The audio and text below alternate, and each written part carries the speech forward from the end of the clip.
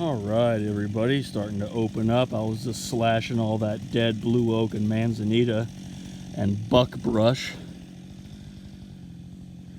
See the two deer up there? There's two doe up there, two does. See them? They were lying down and I kind of just startled them by walking up here. Here's manzanita. This is what I'm mostly cutting on this property. Remember, this is a new property. We're up higher in the canyon and there's not as much water up here, so and there's not as much soil, and so it's chaparral.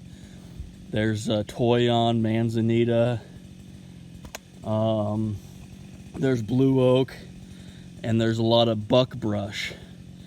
And since we haven't worked on buckbrush before, let me show you that. We're still looking at manzanita here. You can see the red purple bark.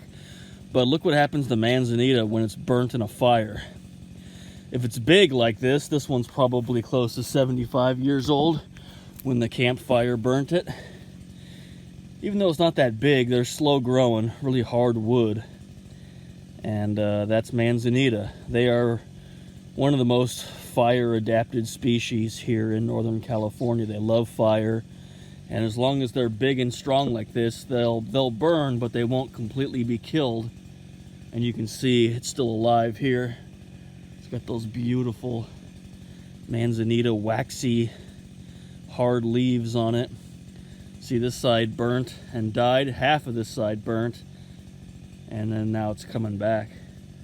So that's manzanita that got completely burnt.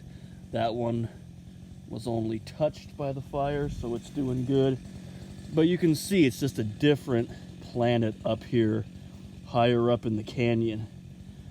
And now the deer are grazing. I woke them up. Sorry, ladies, but it's just a lot of dead brush that was burnt by the campfire. There's a dead ponderosa pine. There's another dead pine. There was a big dead blue oak I cut close to the house.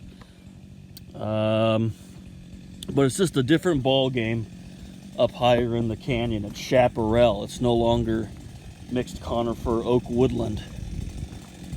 Does that make sense? So let's find buckbrush. Oh, here's buckbrush. Buckbrush.